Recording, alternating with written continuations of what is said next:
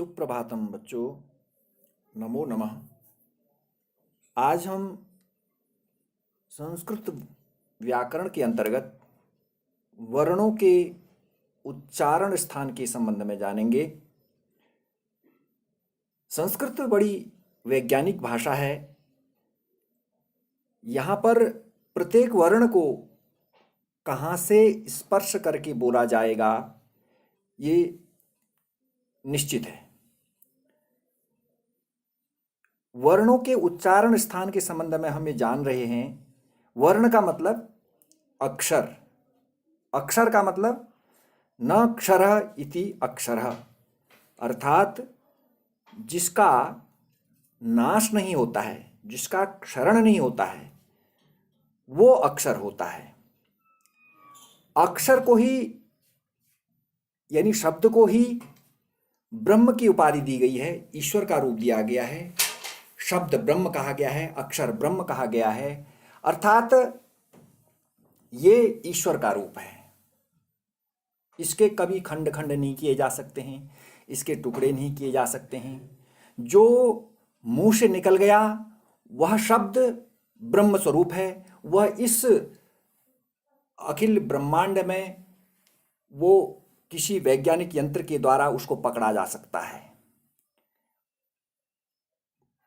वो जो निकल गया है एक बार, वह नष्ट होने वाला नहीं है। इस प्रकार से ये वर्ण की बात हम आपको बता रहे हैं। इनका उच्चारण स्थान इस प्रकार है। जब हम वर्णों का उच्चारण करते हैं उस समय हमारी जीभ मुंह के अंदर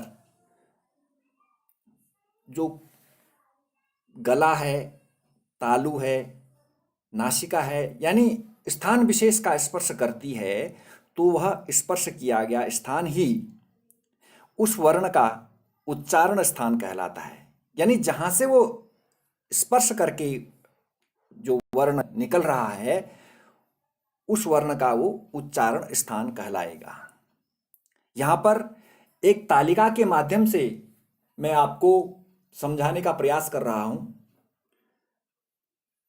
एक और मैंने उच्चारण स्थान लिखा है, एक और वर्ण लिख रखा है। आपके मोबाइल में ये आ रहा होगा, आप ठीक से देख पा रहे होंगे। उच्चारण स्थान और वर्ण। उच्चारण स्थान का मतलब जहां से वो टच करके, स्पर्श करके निकलेगा जो वर्ण। जैसे कंठ को हम सबसे पहले ले रहे हैं, इसको कंठ भी कहते हैं। गला, अकुह विसर्जनीयानाम कंठ, अकुह विसर्जनीयानाम कंठ। इसका अगर हम भावार्थ जानेंगे, शब्दार्थ जानेंगे, तो आप समझते हैं पहला वर्ण, कु ह, कु का मतलब कवर्ग, ह का मतलब ह। तो तीन चीजें यहां, कवर्ग ह। कवर्ग में 5 वर्ण आ जाएंगे, क ख ग घ ङ, और पहले अ, अंत में ह। तो इस प्रकार से इन वर्णों को उच्चारित करते समय हमें कंठ का सहारा लेना पड़ता, तब ये वर्ण बोले जाते हैं। आप बोल के देखेंगे तो बिना कंठ की मदद के ये वर्ण बोले नहीं जाएंगे। मुंह बंद करके आप इनको बोल नहीं सकते हैं। जैसे प बोलने के लिए आपको मुंह के होंठों को बंद करना पड़ता है, लेकिन क बोलने के लिए आपको होंठ बंद नहीं करने पड़ते हैं। दूसरा है तालु, तालव्य भी इसको कहते हैं। इचु यशानाम तालु, ई चवर्ग। चवर्ग में कौन कौन से वर्ण आ गए? च, छ, ज, झ, य तथा य और श। इतने वर्णों को बोलने के लिए हमें तालु का प्रयोग करना पड़ता है। तालु यानी जीभ को हमें ऊपर वाले मुंह की तरफ तालु की ओर स्पर्श करना पड़ता है, तब ये वर्ण तालव्य वर्ण कहलाए जाते हैं। इसमें जो तालव्य श है, जिसकी चर्चा हमने पिछले सत्र में की थी, वो भी आपको स्पष्ट हो रहा है। आगे देखिए, मूर्धा। मूर्धन्य भी इसको कहते हैं। कौन कौन से हैं मूर्धन्य वर्ण? ऋतु रसाणाम मूर्धा, री। ट वर्ग, ट वर्ग में कौन कौन से आएंगे? ट, ठ, ड, ढ, ण और र, श। इतने वर्णों को बोलने के लिए हमें मूर्धा का, अपने सिर की तरफ आप जाएंगे, मूर्धा के स्थान को स्पर्श करते हुए इनको बोला जाएगा। आगे है दंत, दंत्य भी इसको कहा जाता है। लृतु लशानाम दंताः, ये सूत्र है इनका। सभी वर्णों के लिए सूत्र दे रखे हैं, ये ऊपर वाली जो पंक्ति है। तो लृतु लशानाम दंताः अर्थात लृ तवर्ग, तवर्ग में क्या क्या आएंगे? त, थ, द, ध, न तथा ल, स।